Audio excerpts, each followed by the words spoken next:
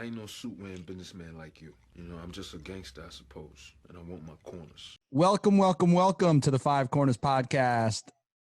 I am Jed Bonifay, and on the other line, he looks like he's ready to go drop off Baby Yoda. It's Ace Merluza. What's up, brother? What up, what up, what up? And how about us finding out that we've been pronouncing Tony Kukoc's name wrong? It's actually Tony Kukoc.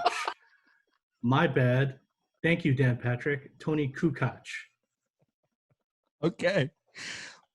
Once again tonight, we have Maris Khan as well. What's going on, brother? What's up? What's up? I'm really excited to talk to you guys about tonight's episode. So yeah, we'll get right into it. I mean, it seemed like, and maybe it was me. I was telling Maris before we jumped on, Ace. I was taking notes, and there's like 19 line items for episode 5, and then there's like 6 line items for episode 6. So I think we can jump right in with really the most prescient thing, at least from all three of our perspectives, right? It was the little profile that they did with Kobe in the very beginning, right? I think that was really a good tribute to how Kobe saw him and Michael's relationship. The fact that he basically attributed those championships to Michael. He said, you know, without Mike, you can't tell me who's going to win in a one-on-one, because without Michael, there's no Kobe. yeah, I mean, this was the part that I told you guys that I had gotten a little bit emotional about, because it's still kind of fresh, Kobe passing, and I wrote one of the many tributes that were written to him on Instagram. Mine was, I hated him growing up, and then you came to respect him as he moved forward, and then when he started becoming a dad and showing all that stuff, that's when you started to really love him. I wasn't really, anybody will tell you too, I wasn't really a Kobe fan, quote unquote, growing up. I was a Vince Carter guy from that era, and I think it was more when you saw him becoming a dad and then starting to train Gianna. I'm training my own son to play basketball, and you started to relate to him a lot more, and you kind of felt cheated as to what him and Gigi could have brought to the table, to the history of the NBA and WNBA. And then I think seeing this and seeing him attribute his success to Michael really kind of just, it made you feel even a little bit sadder that, we couldn't see the next generation of that going forward. Because Kobe, for all intents and purposes, I think was Michael 2.0. Right. And there were haters out there, especially Jordan fans, that were like, "Oh, he's trying to be like Mike. He's too much. He's trying to be like Mike too much." And I think nobody knew, until recently, especially after Mike gave that speech at his memorial, that they were close. And I think, and now we actually realize how close they actually were, as when Kobe said his piece in the Last Dance documentary, and you kind of just felt like, dang, that was a real big brother little brother relationship. And it would have been nice to see who Kobe would have taken under his wing, or at least to like who'd be next in that kind of that lineage. And for me, I think for me definitively, if you were to ask me who's 1 and 2, it's Mike and then Kobe, and then possibly LeBron. Right. For me, the biggest takeaway is the timing, right? I mean, Jet, we did our Kobe and Gianna tribute podcast in a pre-COVID world, right? Yep. So yeah, great point.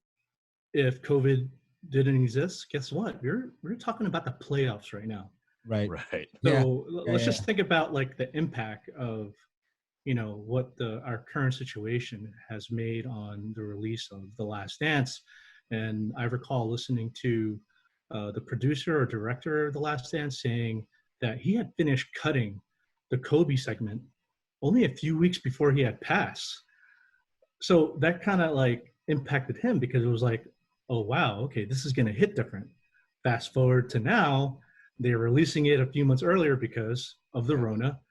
And, I'm not going to say we're just getting over it, but it just kind of opened up the wound a little more and kind of forces us to reflect back on, the greatness of Kobe. So Yeah, that was my biggest takeaway.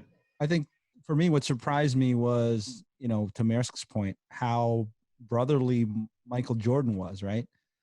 Because the book on Mike was that he was extremely hard on his teammates, but he wasn't exactly a take you under your wing type of guy, right? He was like, I'm going to yell at you because you're not performing up to my insane standards, but you never heard him really, like Maersk was saying, be this big brother to anybody. So it was nice to hear that when Kobe called Mike and he asked him about that fadeaway jump shot, that he basically broke it down for him, and they spent, and we didn't know that, right? That was one of those relationships that from outside looking in, you didn't realize was happening. But apparently Kobe was that type of guy who would call you and ask you, the business people, creatives. He was that type of guy. And we broke it down in our podcast, Ace. Once he got into his coaching his daughter, he approached it with the same Mamba mentality that he did everything else. So I think that was great to see, kind of, him attributing a lot of that greatness to Mike. So that was a good warm up, I guess, to the rest of the segment. I think the other part too that Ace brought up was just to see full stadiums. I know they profiled the first thing was like the All-Star game. Just to think about see how surreal that is to see a stadium filled with people. That was kind of odd for me. What do you guys think? Yeah, it was totally odd, especially that segment in Atlanta. Shout out to the Rosa Parks drop, which really set the tone. The music in this whole dodocumentary too is awesome. Oh yeah, we got to talk about that. That soundtrack was absolutely fire today. Go ahead. Right. Sorry. Right, and they had a capacity to fill up a dome, but they didn't. So you're looking at 18,000 seats and then some that they could have filled because it was Jordan's last season. So that doesn't happen now, or will going forward. So or even those shots of Michael coming out of the locker room where he's being mobbed by like reporters. Yeah, I'm constantly thinking like, oh, you guys are not social distancing whatsoever. Yeah. Mind you, totally. This is 22 years ago too. It's funny. Right. Yeah. I mean, how quickly it's changed. The other thing that made me think really deeply during this episode was how much of a small time player Nike was. Were you guys? I mean, I know I didn't realize obviously that I wasn't old enough and we didn't have enough money to buy Nikes, but I didn't realize it was a track shoe. It was like a niche track. You're going to run on a track. You're going to buy Nikes, but not really for anything else, right? The other documentary that you guys should check out on Netflix is Abstract: The Art of Design. Yeah, I saw that one. Well, yeah, because one of the episodes is on Tinker. Tinker, yeah. And you'll see kind of how Nike under him designing track shoes kind of evolved, and then when they got Mike, forget it. And they almost didn't get Mike, He wanted to go to Adidas. Yeah. Adidas was his favorite shoe brand. Makes sense. He's an 80, he grew up in the 80s. So that's, Run DMC, all of that was what Michael was growing up under. Yeah. This takes me back to when I was a little kid and my uncles first came to America and they were talking up Nike as if it was like the best tennis shoe or running shoe. And they pronounced it Nike. Oh my God. Nike shoes. And then I didn't think anything of it, but I do remember that exchange when I was a little kid. And then fast forward 4 or 5 years later, and they're like oohing and eyeing over like this new Air Sole and these new Air Jordans, So right. It's kind of cool to have lived through the evolution of the Air Jordan brand and just watch it evolve into the sports and pop cultural phenomenon that it is today. Urban culture. Yeah, I think that's a great point. Yeah, that's a great point. I think it came at a weird confluence for number one, hip hop. Number two, like you said, kind of that rise of hip hop in the urban culture. And then they said, it was so funny. I saw that kid wearing like the Eddie Murphy red leather jacket. Maybe up during the episode, but that confluence of all those things coming together, it's kind of this weird kismet that took off. Because before, like I think somebody on the show said it, you never thought about basketball shoes as fashion items, right?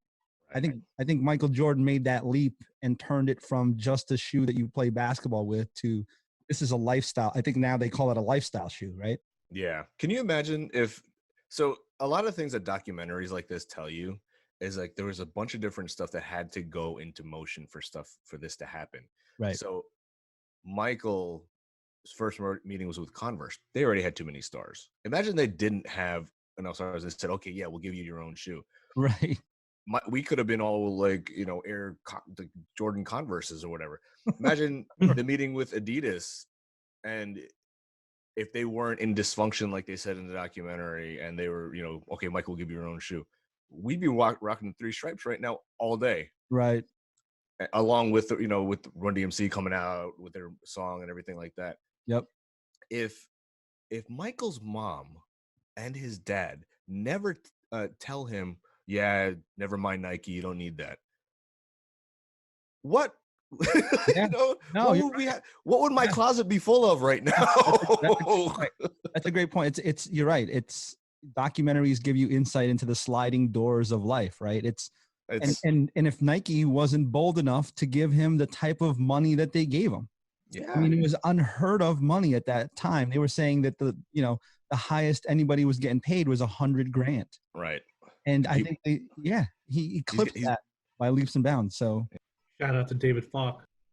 Oh, that guy's caking up, man. That guy's cake. I mean, you'd have to think about, again, like you said, Maersk, going back to sliding doors. If David Falk wasn't the type of agent that was willing to put his neck out and say, hey, you got to go with a smaller company, it would have been easier to say, go with Converse, go with Adidas, right, and not go with a smaller track shoe company rather than going with, who they did. So you're right. It's a great insight onto what could have been, going back to your alternate reality series of basketball players being in different, basketball teams. It's a great insight into that, right? Yeah. I also, if we take it a little bit further, the Air Jordan 1, after the 2, Michael wanted to leave Nike because he wasn't, the 2 was awesome and was different because it had the Italian leather and all that. But then I think performance-wise, Michael wasn't really happy with it. If Tinker Hatfield never designs the Air Jordan 3 again, Michael probably would have left, and we'd all be having different types of shoe fetishes on our feet. And it boggles the mind sometimes when we all want to time travel back to that time and kind of get a perspective. But when you actually do, you immediately are happy that the way it happened is the way that it happened. Ace, any other thoughts on that one? Yeah, I was really intrigued by the perfect union of branding and technological innovation when it comes to sneakers. The introduction of the air soles, which contributed to David Falk suggesting they call the shoe Air Jordan. I mean, right? Come on. Yeah, the perfect name. And imagine if his last name wasn't Jordan and if it wasn't as marketable, right? Right. Air Tinkleberry or whatever. You know what I mean? Like or Air Kukoc. Yeah. Come on. What do you do? How do you wear those? And then it's funny, again, going back to the marketing point, right? That silhouette is immediately recognizable. My son was watching with me and he's like, look, Dad, it's the Jordan logo. And it's obviously Michael Jordan doing the outstretched dunk motion, but it's, he's 8 years old. I mean, obviously he gets it from me, but it's that recognizable that it's become part of culture, just not even pop culture, just culture in general. Line up 10 people will know what the Jordan brand insignia looks like, right? Right. And for status also, I mean, if you had Jordans coming up in the 80s and 90s, you had status. I mean, look, I didn't own a pair of Jordans until I was an adult. All right. I'm just going to go right out and say it. Yeah, no doubt. No doubt. I didn't, because they're expensive, man. Yeah, exactly. So I looked at every kid that I knew coming up that had Jordans with envy, because I was like, okay, my bad. Not even my allowance. Even if I saved up an allowance for, I don't know, forever how long, I would not be able to wear Jordans. I wasn't about to beg either, but, just my 2 cents. This is a good side trivia, too. What was the first pair of Jordans you guys had and when? First pair that I bought, ever was the sevens. I went to the Philippines when I was 12, and back then in the Philippines, nobody really like bought Michael Jordan shoes, so they were sold out everywhere here, Yeah. and they were like normal price in the Philippines. Now they may have been bootleg, I don't know, but it came from a Nike store, so I'm assuming it was legit. What about you, Ace? Air Jordan retros as an adult, Okay. whichever, whether it was the first, second, or third time, it was retros. I was well into my 20s, so I might be the only guy in my generation that never owned a pair of Jordans throughout their teenage years or middle school years. Well, Not ashamed about it. no, it's true. No, it was a privilege to get those from your parents. So I got mine after begging and pleading in the 5th grade for the sixes. I got mine in the 6th grade when the Carmines came out. Well, they're called Carmines. Back then they were just the maroon ones. And I remember opening that for my birthday because I used to go home for lunch from Our Lady of Mercy in Jersey City. Shout out Jersey City. Jersey City. I remember opening them during lunchtime because I couldn't wait. And then I was so happy I cried. I hugged my parents. Thank you so much. And I didn't get another pair of Air Jordans until I was in college. The sixes were my bread and butter. And what sucked was that I had a growth spurt that summer and they didn't fit by the time I got to 7th grade. And I was so mad. But I kept them in good shape. But again, you don't realize as a kid that you're a size 6 and the adult size is size 7. So I had the kiddie ones. And I remember I had classmates that were bigger than me. I looked at their Air Jordans. I was like, why are yours suede and mine are leather? So even then it was like, oh, these aren't. So I guess my official pair, I didn't get my real official pair of Jordans. I was in college that I paid for with my own money. And there's something about them, right, from a design aesthetic standpoint. And again, maybe it has to do with the marketing. It's invaded into our psyche that wearing Jordans, to Ace's point, is a status thing, but there's just something aesthetically pleasing about the shoe, just in general. Again, it's a lot of it is tinker, but they were really innovative in the designs. I mean, if you look at the 13s, if you look at the Holy Grail 11s, right, that everybody wears. Remember, I don't know, Ace, if you remember this, when Jonathan Munar, our old grammar school, high school buddy, came out with, were those the 12s? Did he have the 12s? Or were they the 10s? We were just I think they were the 10s. Yeah, they were the 10s. The ones with his achievements listed on the soles. Yeah, we were just, when he showed it to me and Ace, we were absolutely floored. We were just like, holy crap, what kind of shoe is this? It was constantly pushing design aesthetic boundaries. And I think that's why they're still viable today. That's why you can still rock them today. I don't know if you can say the same thing about Converses right now, right? Because again, I don't think it reaches that fashion versus function thing. Right. It's a big topic because we're shoe guys. Yeah. I mean, the only thing that I think would be comparable, if at all, would be the Adidas Superstar line, as far as, something that you recognize on people's feet all the time. Right. Or the Chuck Taylors. Right. Yeah, you can't forget about those. But you're right. Having an Air Jordan back then meant that, one, you had money or you had grandparents that spoiled you. 2, you could ball or were pretending that you could ball. Right. It's a baller shoe, no doubt. It's a baller shoe. And, 3, you wore them to impress everyone.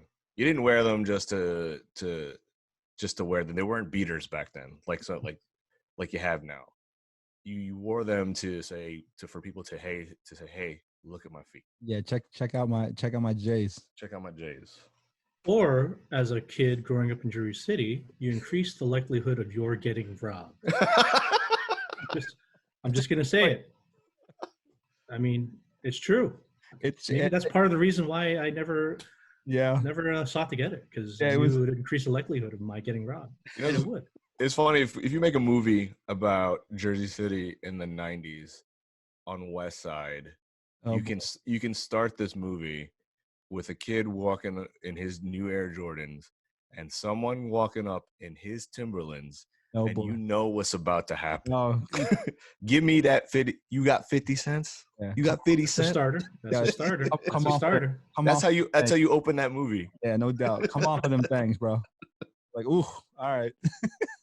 The other thing that I like too, in that little short little time span that they were kind of going through was how integral MSG was to Michael Jordan, right?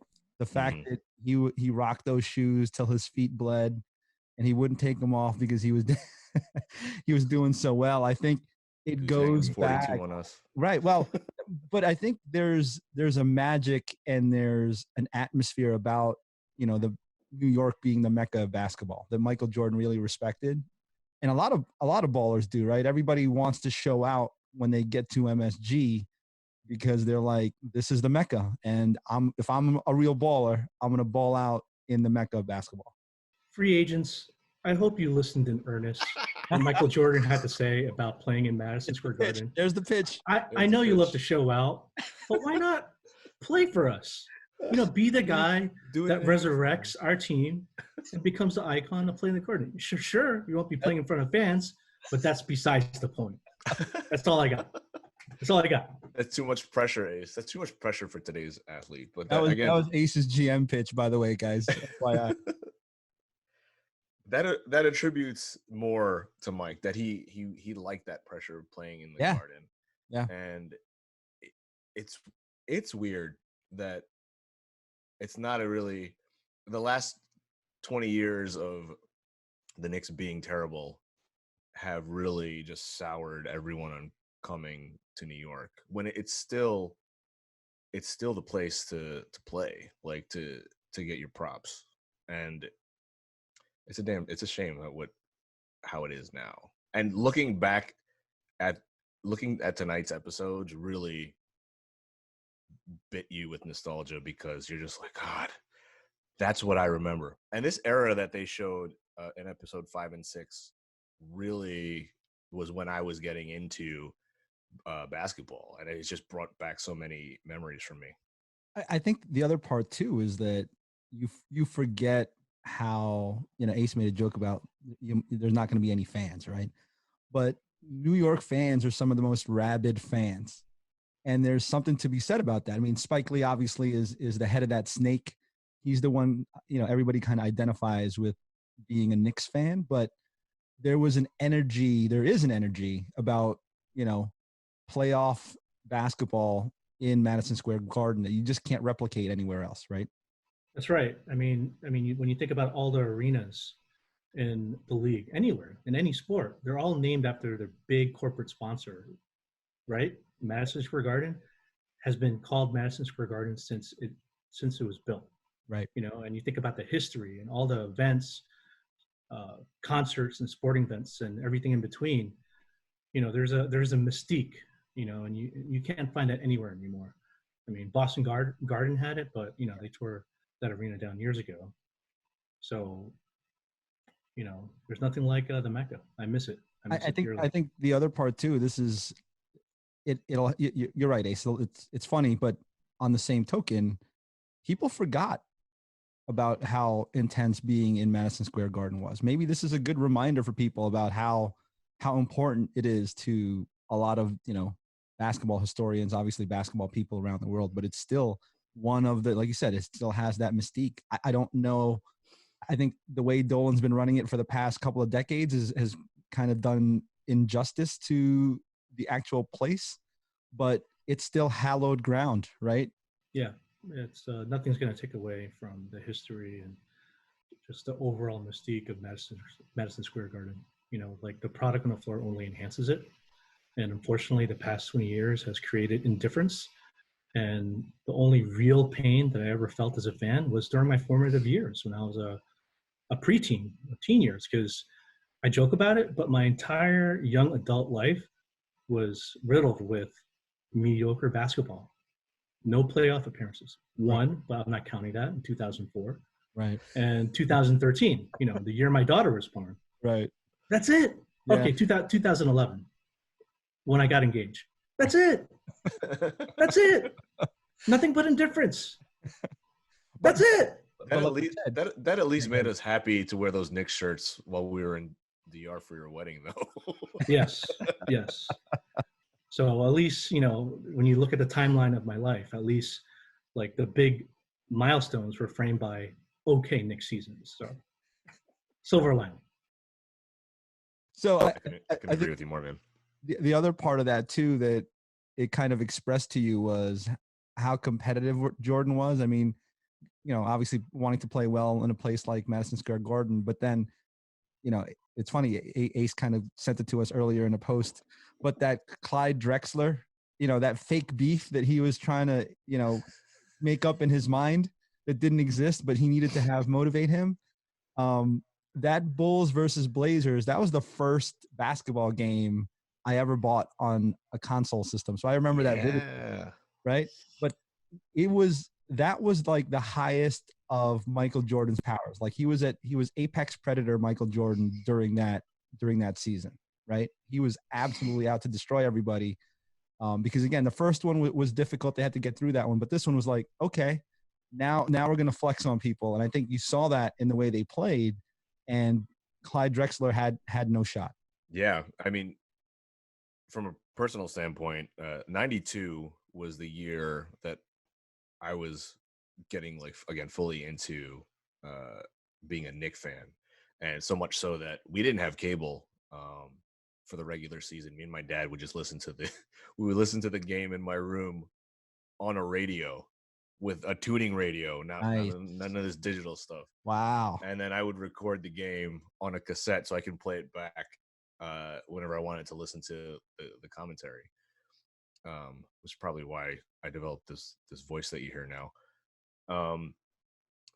Anyway, yeah, and we didn't get cable until the playoffs, which was a blessing because I got to see the Pistons series with the Knicks, and then we saw the Bulls series, and then that's when I was fully enamored with how hard the Knicks took it to the Bulls. And I remember fifth grade, when the Knicks beat the Bulls game 1 in that semifinal, I was parading around during recess, said Ewing scored more than Jordan. Ewing scored more than Jordan.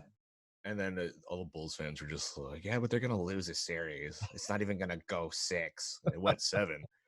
But I was like, I'm glad. See, this is all these memories, man. Is what built me up as a Knicks fan today. Watching this documentary.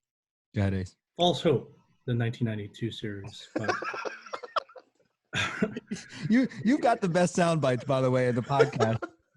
let me tell you, my Knicks fandom goes back to when Ewing got drafted, when my brother excitedly runs into our living room brandishing a Sports Illustrated with Patrick Ewing up front.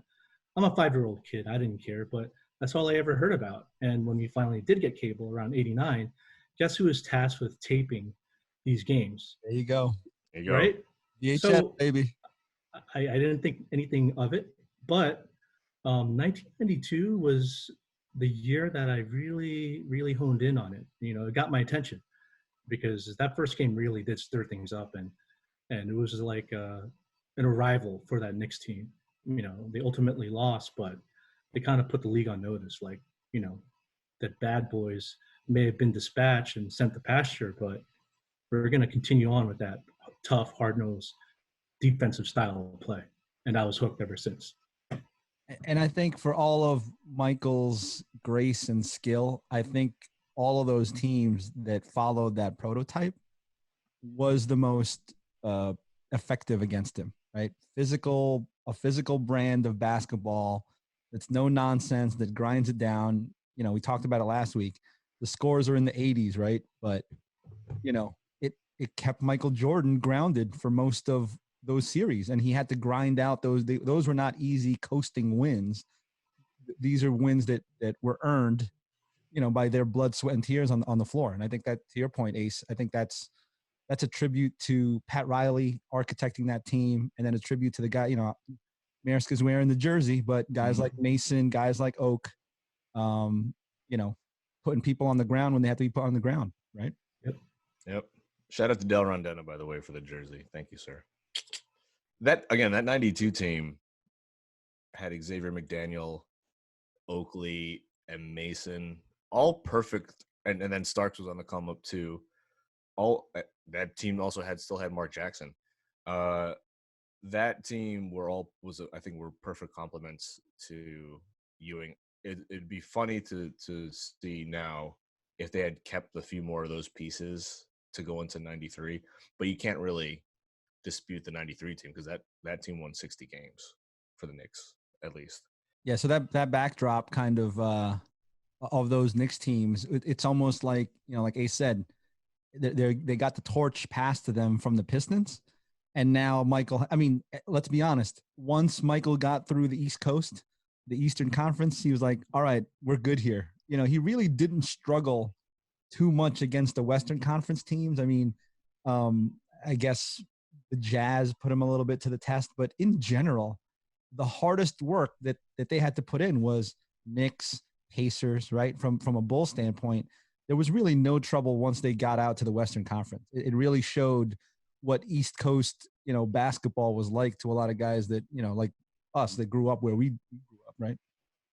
Yeah, the Knicks probably are the only team that brought them to 7 in 92. Mm-hmm.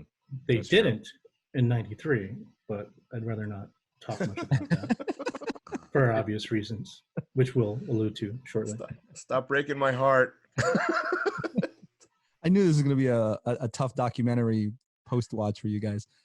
So the best part for me of that 92 was walking right into Barcelona. Right? Yes.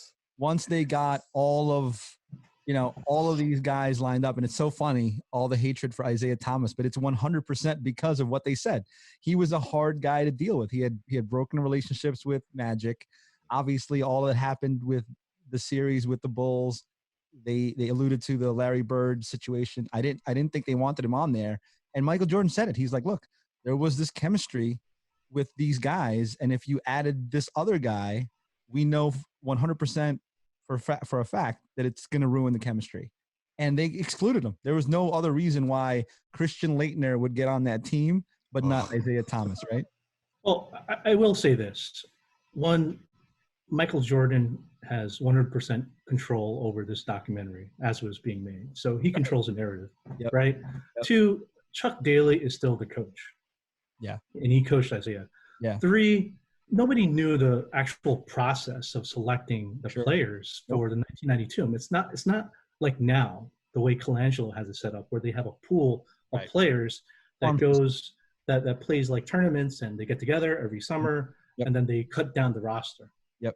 So I don't think we'll ever get the full story. I mean, we're going to hear all the sound bites in the next few days about who said this and he said that, but I'm not buying it. I mean, that's my opinion. You're just not going to get the full story. And we're only hearing all these narratives now. I mean, it's been more than 22 years. So, yeah. I mean, Michael Jordan said he hated him straight up. Yeah, so straight up. Why not smear Isaiah in the process? I'm just saying, guys. I'm just saying.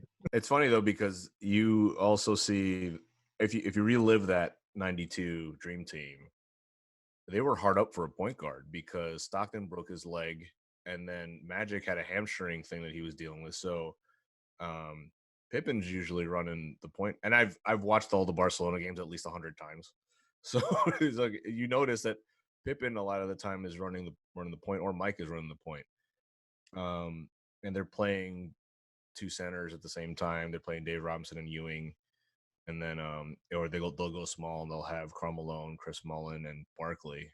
Which anytime I shout out these names, it's amazing that this team was put together, because this is still the greatest. That's still the greatest collection of basketball players that you'll ever see.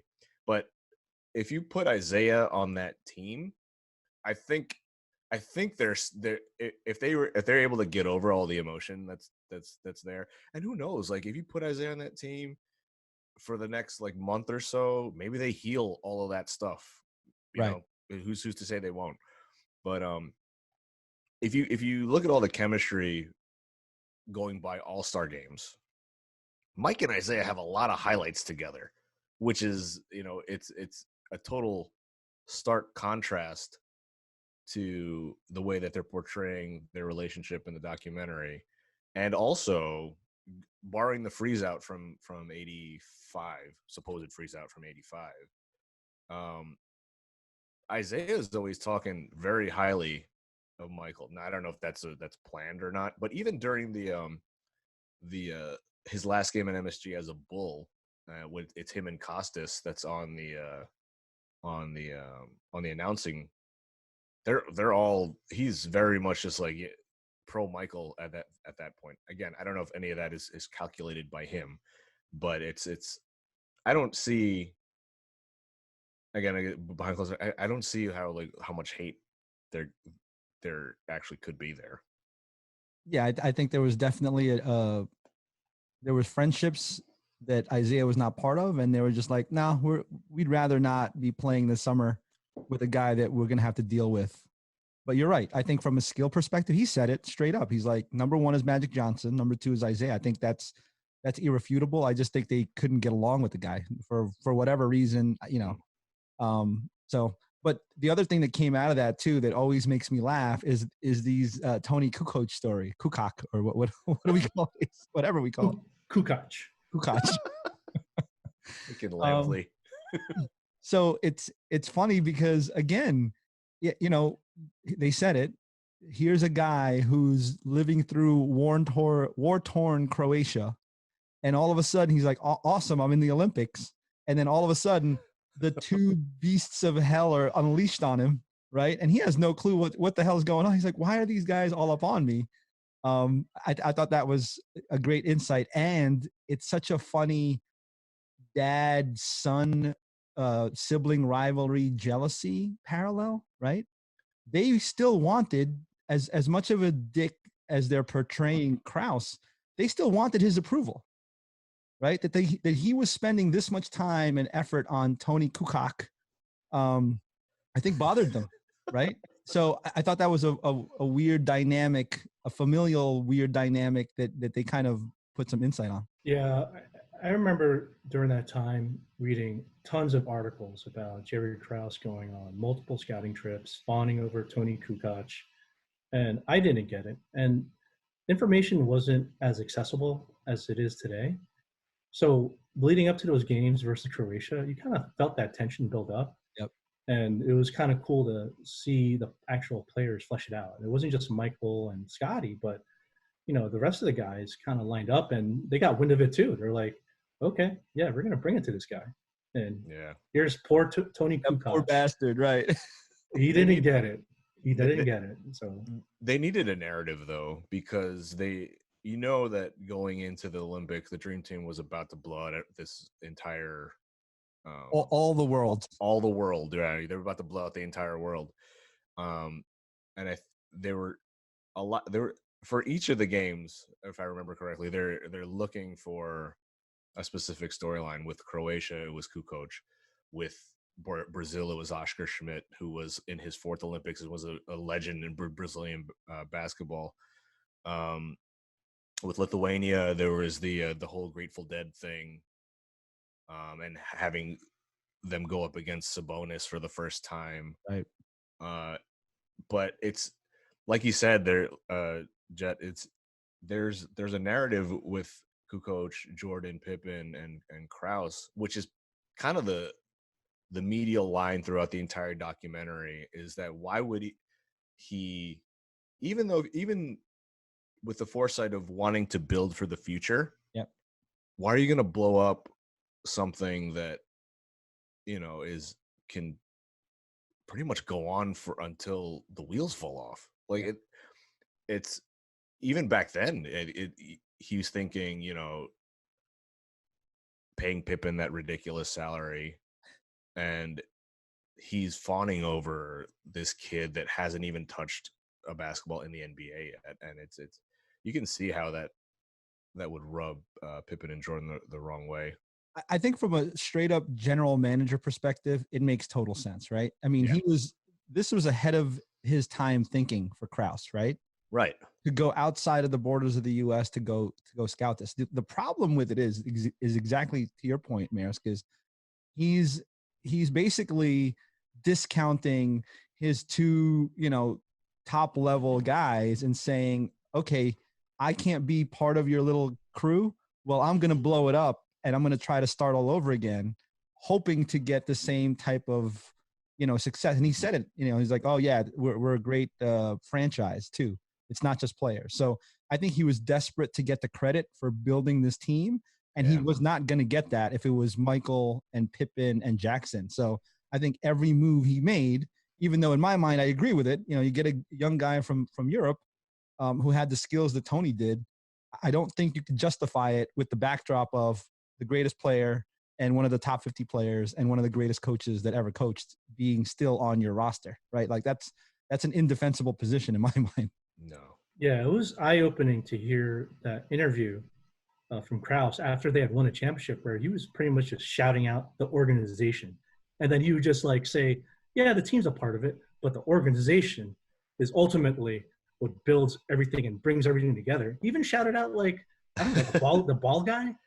So watching that again, I was just like, yeah, he totally wanted in with the crew and he wanted more credit than what he actually got. I mean, he sounded like the water boy, just like everyone needs to realize that if you don't have the water, you can't play the game.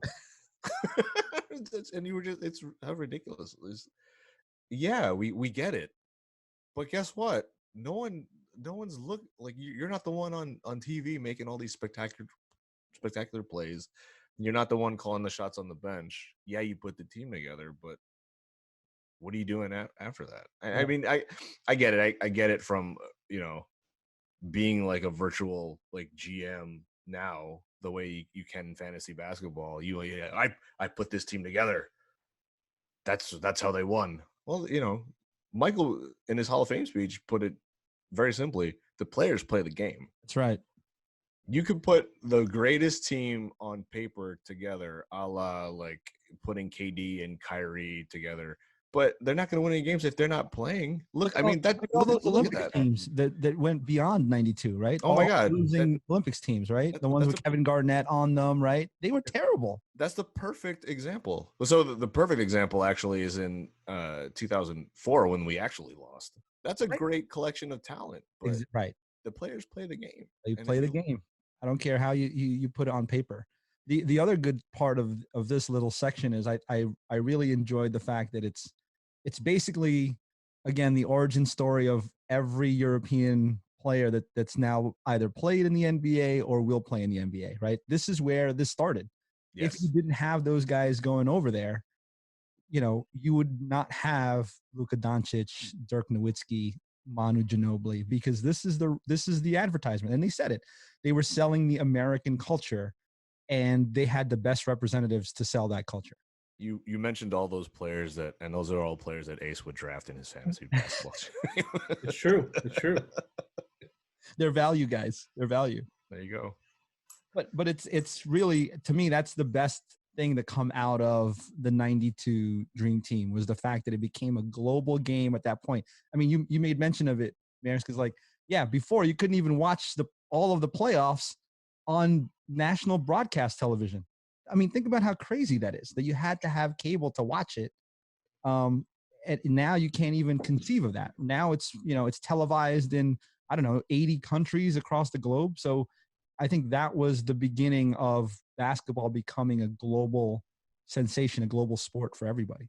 Yeah, the Dream Team raised the bar, and it truly was the genesis of the global impact of the game.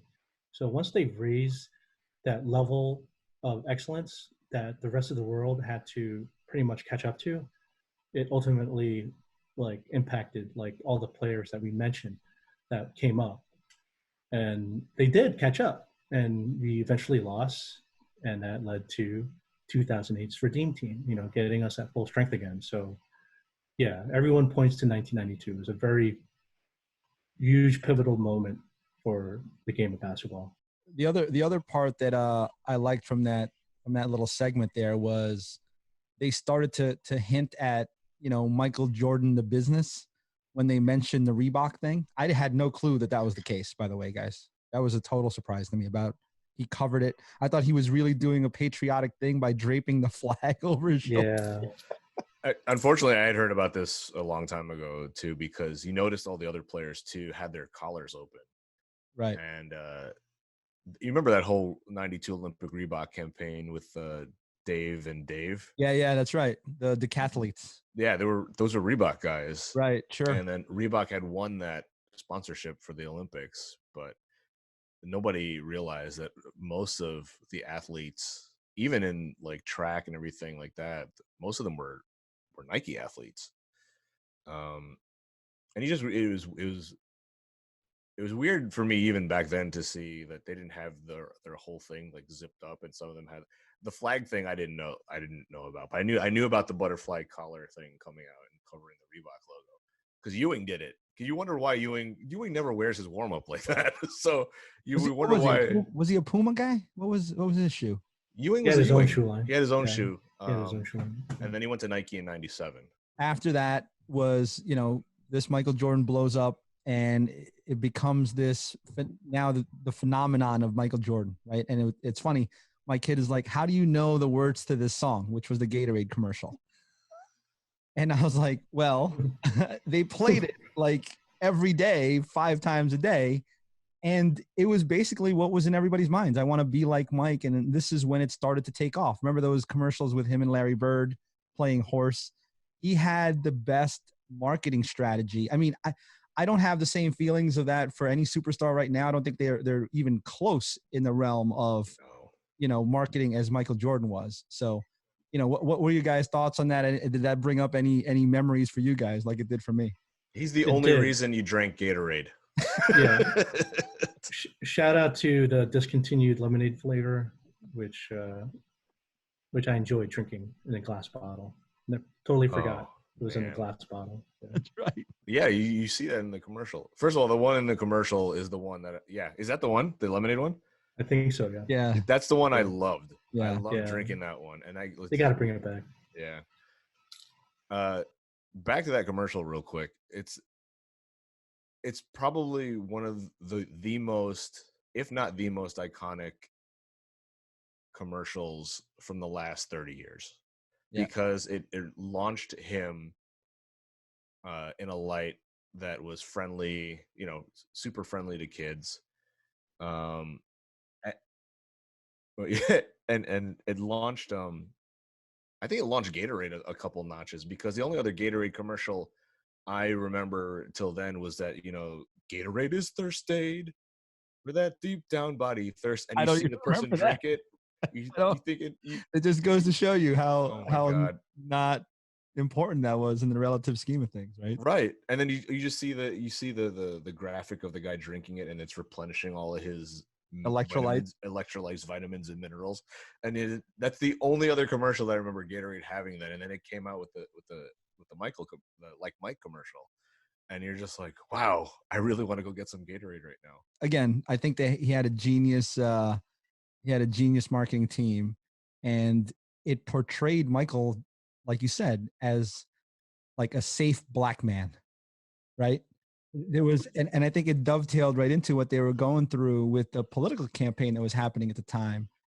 I mean, if you juxtapose that against today, when a lot of the major stars have social and political platforms, what are your guys' opinions on him kind of taking a milquetoast vanilla, stance on not endorsing, the liberal Democrat, senatesman than saying nothing at all? I think it's a sign of the times, because that's not really something you did in the, I shouldn't say that, but it's not really something I noticed in the 90s, that there wasn't a lot of radical. The most radical thing you saw in the 90s were two things: the Rodney King thing and OJ. Right. And then some other, crimes here and there with the Menendez brothers, Lorena Bobbitt. There's all that stuff. But politically, I don't remember any athlete coming out and endorsing somebody anywhere from 1991 to 1990 whatever. It just wasn't a thing for them to do. So do you think it's his responsibility to make a stance there, knowing what we know about the incumbent guy and how racist he was? Do you think it was irresponsible of Michael to not say anything, I guess? I mean, I don't. So, if you want my opinion, I don't think it was irresponsible of him. I think it's his prerogative at that point, because he has he has his own agenda to protect. Plus, he's become this whole corporate conglomerate into of himself. Right. And there's some things that you probably can't do. Like, if you were to compare Michael Jordan to Starbucks, if you were to compare him to Target, any big conglomerate of today, the minute you slip up, there goes your stock. Yep. And if you were to compare now to then, I think he's always had to have played it safe for the sake of his brand. Right. Is it irresponsible of him to not take a political stance? No, because I don't think it makes a difference for him. If he had endorsed Harvey Gantt, who's to say Harvey Gantt would have won? Right. I think the more important thing is that he didn't endorse Jesse Helms. Right. I mean, I think that would have really put his brand in the wrong, part of the scale. But I think the concern was what he had said about, well, Republicans buy shoes too. I think to your point, Maris, I think he realized he's a corporation, right? Yeah. And corporations can't outwardly endorse one way or the other because it kind of tips their hand. I mean, I remember Chick-fil-A when they were like, well, we don't like, gays. It became a whole thing about, I'm not going to go to Chick-fil-A, right? What do you think, Ace? He could have helped, but he's not obligated to. And I think it was the right play for him. And to Maris's point, we're 10, 11 years old. We weren't really paying attention to the political arena at that point. So I'll be honest. I mean, I used to wake up first thing in the morning, grab the newspaper, and go right to the sports pages, and that's all I read. So it probably would have had like a more polarizing effect if he was an athlete today. But back then, I don't think it had much bearing on anything. It looks like he got a pass from Obama. So as long as we got that, we're cool. Right. Exactly. Can I say something real quick? So if Michael Jordan were doing all the things he did back then in today's game, and we know that he's at this point, if him and LeBron came out in the same draft class, and Michael's doing Michael, LeBron's doing LeBron, you basically have Magic and Michael again. Michael now is in the social media era. Do you think he does what he did then now? I don't think he can. Like, I don't think he has a choice now, because I think everyone now that's famous is getting forced by everyone. Yeah, there's expectations. Definitely, you have more expectations, especially with the generation today, to speak up for that generation. And I feel like if you don't speak up for that generation writes you off, right or wrong. I think sucks. I think to the exact point that Ace just made about back then, he would just pick up a news. I mean, just the fact that that's the most analog statement we can make in the year 2020, that all I did was pick up a newspaper and flip to the sports section.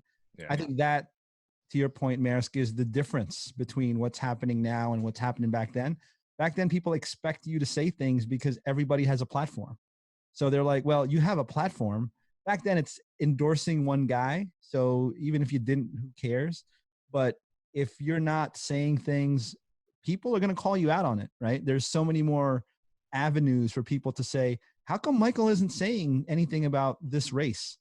I don't think you had that in the early 90s. You certainly didn't have and we mentioned it, you don't have all the 24/7 news cycles, especially like ESPN runs 24 hours a day. There's Bleacher Report. There's The Ringer. There's so many other means for people to say, to demand more from their public superstars than it ever existed in 1991, 92.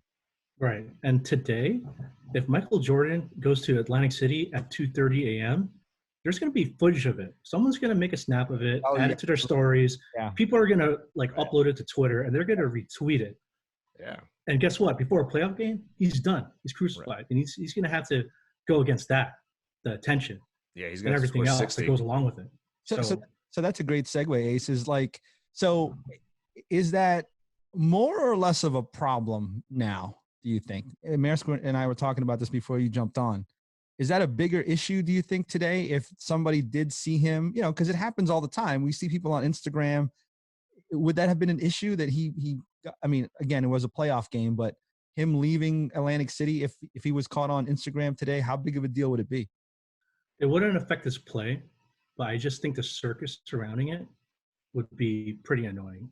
And when they delved into the attention he was getting about the gambling, I mean, I don't know who it was that said, you're going to drive him out of the game. I mean, what more with the added pressure and attention that social media yields, and the 24/7 news cycle? It would be tough. So do you think superstars today are more well equipped? Because again, that was one thing, and Michael was like, I can't deal with this. Now imagine, again, today's, like you said, Maersk, if you were to juxtapose that against today, how do you think Michael would react to, Stephen A. Smith? Oh, Michael Jordan came out of a 2:30 a.m., casino, what do you think his response would be now? I think Mike drops 70 instead of 54 on us. Great point. If he's in the social media era and he's got all these cameras in his face, back then he just needed a little bit of that motivation, a little bit of that to motivate him to drop 54 on us. I think the way that the way he's portrayed in the documentary is, if he is in the social media era now, he's using all of that negativity to build up this rage that's probably going to get unleashed on the Knicks again, and he's going to drop a world record in points in the playoffs. I think if you're talking about more the regular season, and it's something that keeps pressing on, I think he becomes a different person. I think he gets more savvier about how to use social media to his advantage, or he'll have the people around him to show him how to do that. But as far as if you're talking about in terms of how does it affect his play, he goes off on everyone. And if you put him in today's rules, forget it. He's gonna blow up every team that's in his way to get to his championship. Forget it. It would be more carnage than you saw in the 90s. What do you think, Ace? Yeah, I mean, I think players today, they have certain rules that they follow. I think when you enter the league, I'm sure the NBA prepares you as far as how you engage and how you choose to put yourself out there. So it's entirely up to the player. They could control the narrative. So you just got to be smart. And to Maris's point, he would have a support system to kind of help guide him and navigate through the pitfalls and the avenues that social media provides, because it's a powerful tool for marketing as well. But it could also undo you if you don't behave correctly. But he would totally run amok and use it as motivation. I think the other part too was there was a little bit of backlash about the fact that he was always being branded as this goody two shoes, all perfect athlete. And I think, Sam Smith made mention of it, that, they started doing more investigative work on his life rather than focusing on the career, because I think they needed to make it more interesting for people to, it's you editorialize it, right? You try to create drama where there is no drama. I mean, that whole thing about he was a mean teammate, I think that comes off nowadays as okay, well, he's the alpha dog on the team. That's his job, right? But back in those days, it's oh, well, Michael yelled at this guy, and then Horace Grant is out there snitching on him. And I think that's the story. That's the drama that they were trying to drum up from a media standpoint, right? Yeah, then you got B.J. Armstrong who said it most likely might come from other places. Right. So I also snitched. Yeah, shout out to B.J. for standing up for Horace. So Horace still has the best soundbite from the series so far, calling the Pistons straight up bitch. Yeah. Okay, so I think that was, again, I think that had a lot to do with the media trying to drum up more stories as he was kind of destroying the league. So I'm not, like you guys said, I don't think that would have hurt his play on the field, other than it would have motivated him more. I don't know if it would have done anything to his legacy, so to speak. I mean, again, Marix and I were talking about it. $10,000 to Michael Jordan is literally $10, right? The guy makes hundreds of millions of dollars every year. It's literally a drop in the bucket for him. So to sit there and judge the guy for, blowing off some steam and gambling, I think is a little ludicrous, right? It is, and it just speaks to how competitive he is. I mean, when he's off the court, he wants to compete in everything. I mean, you saw that bit about between him and the security guard. Yeah.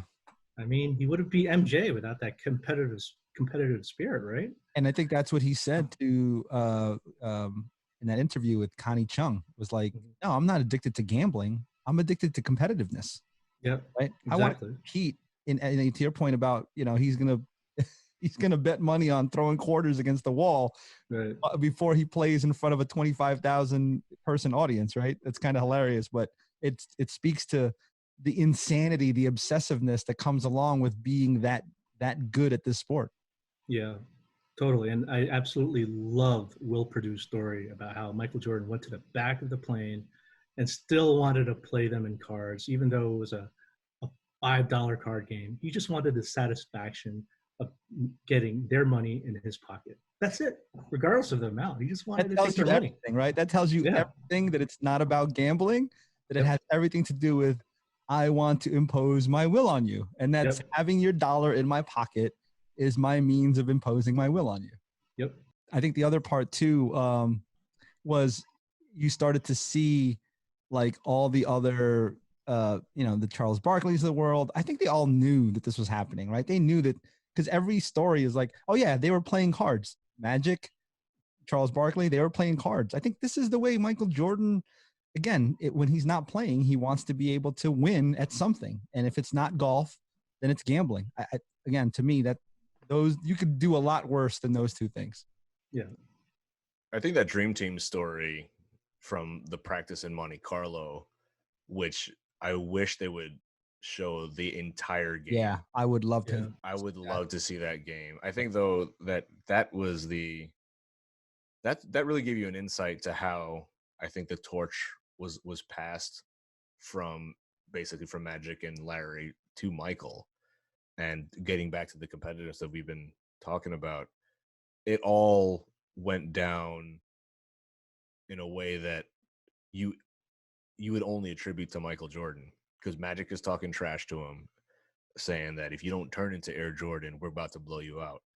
And then Michael goes down and scores the next 8 points, and they're up by 2. That's how you take the torch, and then that's how you add to your legend. I think that, granted, like I said, Michael has the narrative of this entire documentary, but that's something that I wish we could see the entire game of.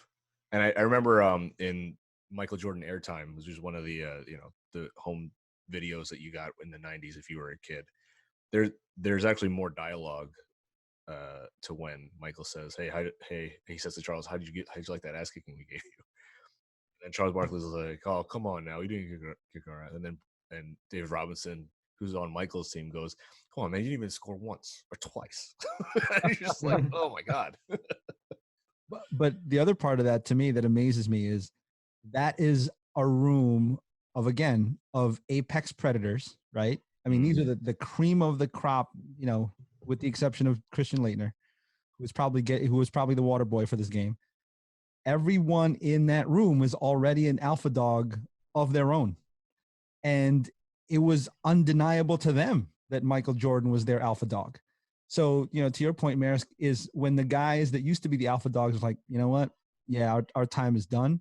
That's, again, goes back to Michael Jordan's willingness to say, I'm the guy. You have to run through me now. Your time is over. And I think there's something to be said for that type of mentality. I think there's not many people built that way, to be willing to be the alpha amongst alphas.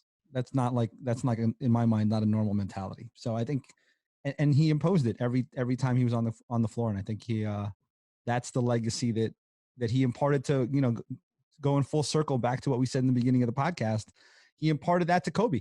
I think, like you said, the torchbearer for Michael Jordan, at least in spirit, probably even in game, if you look at their games kind of, like from a technical standpoint, Kobe Bryant is that guy. He possesses that same type of obsessive mentality that only the best apex predator alpha dogs can get. Now, obviously he didn't have a Scottie Pippen. He had a Shaq, and the league is different when Kobe was there. But I think that mentality is exactly 100% the same. Different animal, same beast, right? Yep. Yep. And I think you need that. So I don't know who that is now, because it's different now. These guys are friends with each other. They're not, there's no hatred amongst each other. And I think there was a sense of, I'm going to take the crown from you, instead of I'm going to join your team if you beat me, right? Kind of the mold that we're rolling into now in this day and age. Yeah, I think the only person that I've seen, or the only player that I've seen that's remotely close to any of that right now is Giannis, because Giannis worked out with Kobe, and I think you saw some of his mentality when they were picking all-star teams, and when he was picking all-star teams against LeBron. Yep. And when he wouldn't go with certain players because they don't pass the ball, and he wouldn't go, he's not. I don't think Giannis is about teaming up. I know he's in Milwaukee, which is kind of a smaller market, but I think he really truly believes that they're gonna win, and I think he's really committed to taking them to win that the old school way. Ace, what do you think? Any parallels to either Michael or Kobe right now in the league from your standpoint? No, I mean, as far as like being mirror images of each other, I mean, that YouTube video of like that where they cut between Jordan hitting a fadeaway and then Kobe doing the same thing and every other move, it's like 5 minutes of like each other, like mirroring each other's moves. I mean, it's incredible. I don't know if you'll ever see that again, but as far as competitiveness goes and, playing with one team and being loyal, I mean, yeah, I guess you could say Giannis, but you never know, things change. You might lose a few players and they might go in some, they might catch a bad break and not be as dominant, which is frustrating considering this season, because I think we would have had an interesting finals matchup between the Bucks and the Lakers. Yep, yeah, but that's neither here nor there. Yeah, I would love to see that still. Hopefully, we still do get to see in that. Disney World or somewhere, or in Vegas. All right, guys. Any last thoughts, Maersk, from you on this this pair of episodes? Out of the 6 that we've seen, this is my favorite, obviously because of the era that they're in, and it explores the rivalry between our Knicks. But again, I've seen up until episode 8. There's a lot of stuff coming up next Sunday that I think will have a lot of good material to touch on. But again, as far as 5 and 6. I think these were the 2 best episodes out of the 8 that I've seen so far for me. I think content wise, because I relate to it more. Sure. And I think that this documentary still is probably one of the better basketball documentaries that I've seen, and it's much needed for the time that we're in. Ace, what about you? Last thoughts? My biggest takeaway is these 2 episodes did a tremendous job in literally taking me back to when I was a preteen, a teenager, all the way to like high school years with the music alone. I mean, they opened up with Nas. Yep. I mean, that pretty much thrust me back to 1998. I heard The Choice Is Yours. I mean, I wanna watch it again just for the music. So for me, that was the biggest takeaway, just like literally taking me back to a time and place where I absolutely enjoyed, pain and elation and everything. So I'm definitely going to watch these 2 episodes 2-3 more times for sure.